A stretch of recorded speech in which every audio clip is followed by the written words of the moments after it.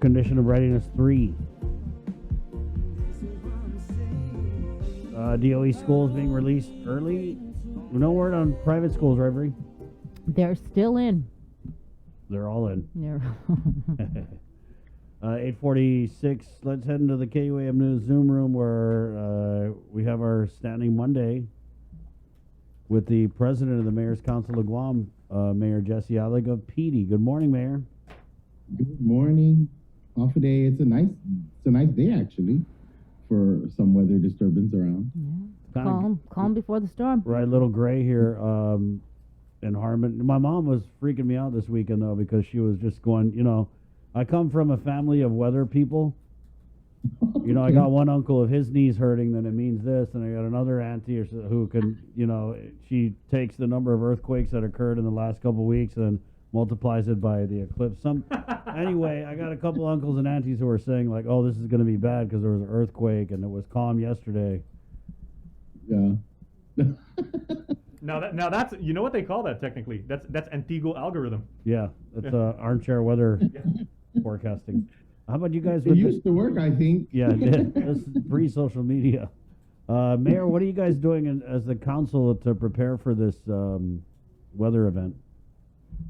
Well, I think one of the things that comes to mind is there's so many of our residents, our younger residents, who never experienced a typhoon. Yeah. And so that worries a lot of us because when we talk about, especially with this storm, right, it's kind of back and forth with its trends. And so it's worrisome for most of us that have been through bad storms. But for those that have not been through a storm, I think we need to let them know that they have to, regardless of the weather and regardless of the trend, you need to prepare. If the warning from the officials say that we have to prepare, we should prepare.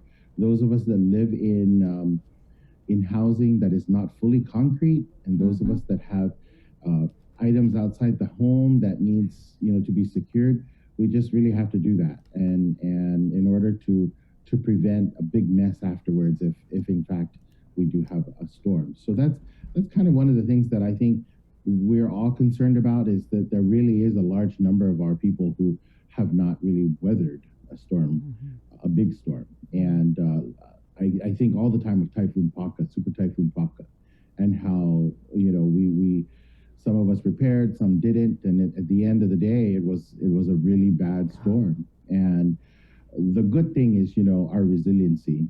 But regardless of that, it was still a difficult time for our people, afterward. And so I think these little disturbances, weather disturbances, are good reminders of teaching our young people and those who have never been through a storm to truly prepare properly.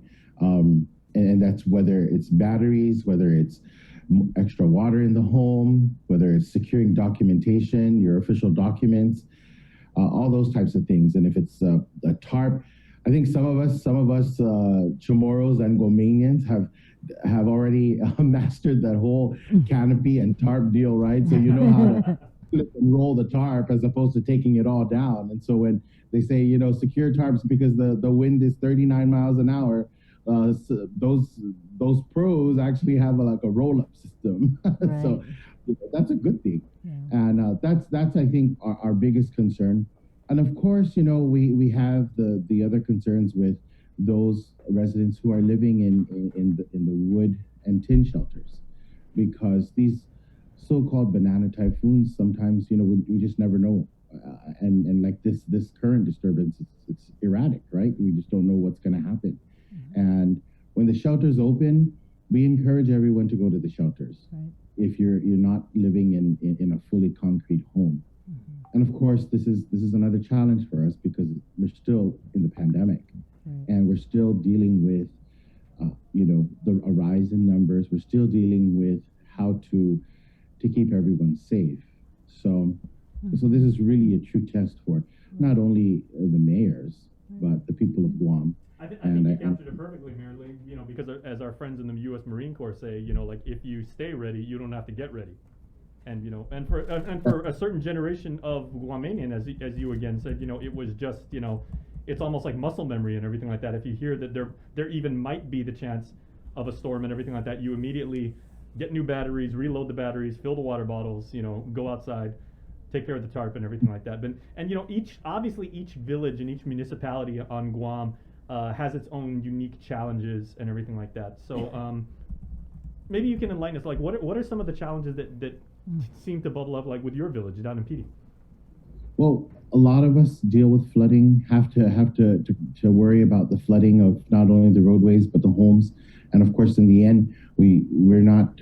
If a home is flooding, I think our issues are the safety of the people first. Afterward, we can deal with the home afterward, but we really work on clearing our roadways, our waterways, and our storm drains to make sure that the water flows out properly. So that's a big issue, not only for PD, but for a lot of other villages. A good example is Typhoon Setaan, and that was just a rainy storm. And, it just kind of flooded everywhere. And not only in PD, in all parts of the island, it just flooded everywhere. And so I use that as a benchmark, really, as to how to prepare the village for a typhoon. And that's simply clearing the waterways and working with DPW in the major rivers, because that's key. And so we always hear about our southern brothers and sisters down in Malesso and Humatek, and even actually in Hogat. Actually, they actually have some issues with flooding, but more recently we're having issues with erosion. Bigger issues with erosion, and so that becomes a big problem. The erosion problem in Santa Rita is very, it's disheartening when we're trying to prepare for a typhoon, and you're preparing your home, but yet the home itself, if it should, if there should be a big storm, might be in jeopardy. And so those kinds of things are larger issues for some of the villages. I think mostly in the northern part of Guam, I think our bigger issues are, again, the sheltering. And that, we see, and you guys report it all the time, we see that the shelters up in the north and in the central areas are always full because of their housing structures. And that's a big, that's a big deal. And how do we get them to prepare in advance? And the only really way to prepare in advance is to harden your home. And that's, not everyone has the resources to do that. Right. So Mayor, have you guys, it is typically the Mayor's Council of Guam, they meet with the governor, right? When we prepare for an emergency or a natural disaster. So did you guys provide any sort of a census in terms of how many people per village we're going to need to seek shelter, or how many homeless people are going to need to seek shelter? No, we have not provided a list. We have not done a census, but I do know that those villages, like I said, the northern villages, Dedido and Jigo for sure, have a good number, have a good count, because they're, like I said, this is not their first rodeo, really. Right. Mayor Savares has been through this many times. Mayor Tony Sanchez he started out as vice mayor, so he's fully aware of the conditions in Jigo. And so we work with with our EOC representatives to make sure that whatever shelters are necessary are stood up. But again, those shelters are only open during condition of readiness 2. And so that's so as of now they're not open. But they still are going to be at the schools, right? Do you know what schools we're looking at? I don't know what schools, but the schools are tier 2, I believe, shelters. So they will be utilized if necessary. And that's another thing when they're closing school. So considering closing school early today is a good thing, because it's difficult, especially with the pandemic and parents having to plan. One of the issues that most don't realize is that closing the school at a particular hour that's not a regular hour, it hampers, or it it does something, it throws off someone's operations, whether it's the parents, whether it's a student, and the mayor's office as well, because they call, the school will call the mayor's office and say, hey, I have so-and-so here, can you contact their parents, or can you bring the parent here? Or they might be stuck at a bus shelter, and typically the student would perhaps wait for their parent to ride the car at the bus shelter, and the parent may not be able to be at the bus shelter. So then, of course, the mayors will come to the rescue, and we'll send someone out, or we'll go out ourselves. Of course, we never take anyone in our official vehicles, because it's just for safety reasons. But we certainly are part of that operation if school operations change. Mm-hmm. So planning ahead, I know it's difficult because we just started the school year, but I thought it was a good move to plan ahead to close, so that parents know in advance and they can prepare, because it's very difficult when the unknown. I mean, it's just terrible, right? Mm-hmm. I mean, in any situation. So we don't really know what's gonna happen with the storm, but I think it was a good call to release the students early, and that at least the notification came out soon enough so that the parents could make those preparations. Right. Yeah. GDOE, great job on releasing the information early enough where we could continue to share the information to parents. Yeah. Yeah, that's the thing. And when you share and that's right, GDOE, it has to be commended for that, because social media it's the norm, and everyone shares, and it's endless, right? Mm-hmm. And so when you share misinformation, it becomes it becomes problematic. But information like this, like the early closure of schools, that's important, and it went out. I mean, I think most of us saw it before we even saw an official release, because everyone starts to share it. So that's a good thing. Well, that was my next question for you, Mayor, because how have communications channels improved, or have they? Because obviously, it's well known now that like most of the villages have their own very thriving WhatsApp group chats, and for things like for crime, or for what's going on with the pandemic and everything. But obviously, that's a challenge for Manamku, who either never accepted that form of communication, or the learning curve is kind of hard. So I'm old enough to remember that before, whenever there was a big typhoon, you always listened to the radio, and then you would wait for the mayor's office to come around with a big bullhorn on the back of the truck, and that's when you would figure out, is it okay to go outside? Here's what's going on. Here's when they're going to bring the water buffalo around. So as far as keeping in touch with all of your villagers and your constituents and everything like that, what opportunities do you have and your fellow mayors now to keep everybody in the loop? So we still use those same types of communication tools. There are some mayors that still go around doing it that way, but the telephone works the best. Mm-hmm. And what we do for most of us that have email databases and also WhatsApp group chats, we try to have family members a part of that, especially so if your parent is living in PD but you live in Jico, and you're still part of the group chat, so that you can at least know what's going on in PD, and you can call your mom and dad and say, hey, this is what's going on in PD. You can get ready for this, or call the mayor for this, and so on. So that's how that works for us to get to some of the Manamco. In PD, most especially, we certainly have our own call list. So we have a call list of all the Manamco, and those, not even Manamco, but anyone who is not on WhatsApp or a part of our email database.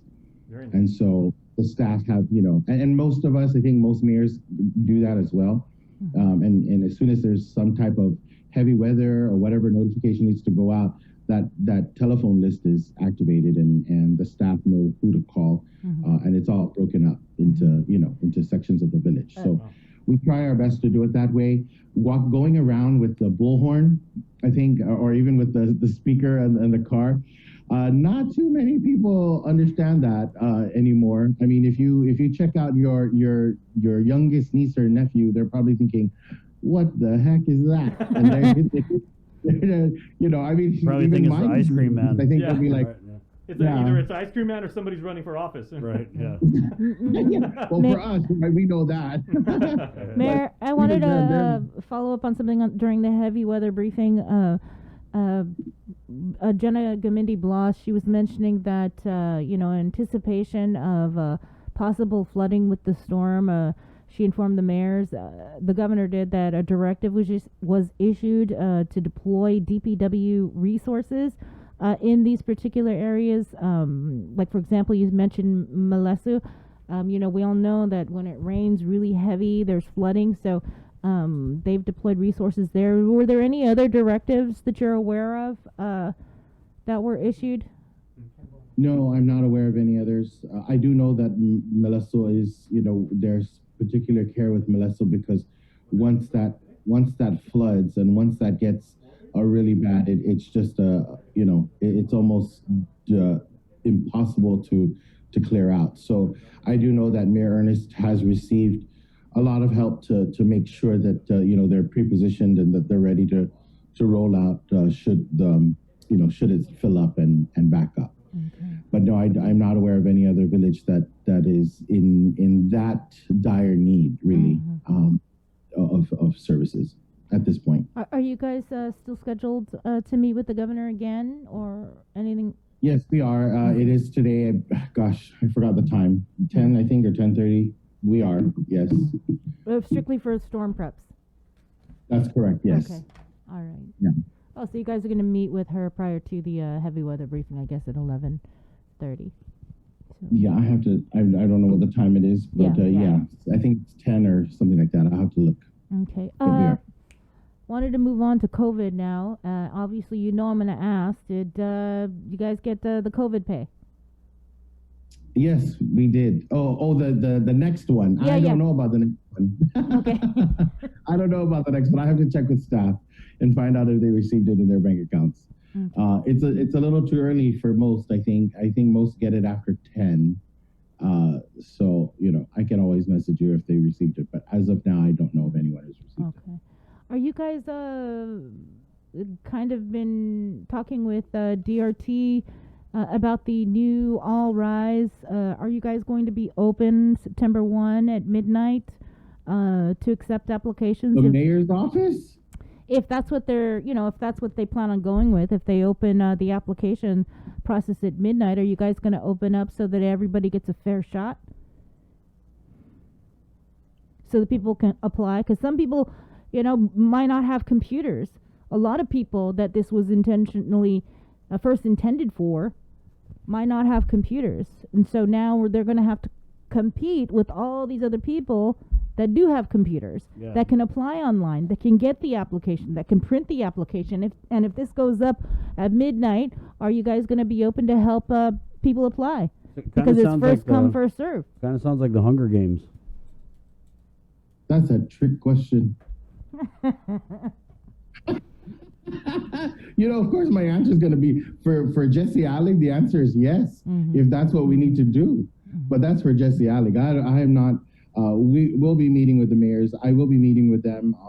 I have called a meeting, and so we'll discuss it with them to see what the plans are for everyone else.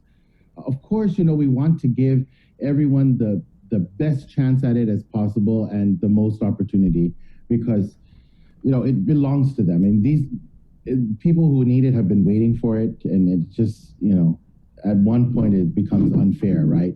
But we'll try our best. And thanks for keeping us on our toes because, of course, that's why you kind of like freaked out. You thought when you said midnight, it's like we're going to open up at midnight.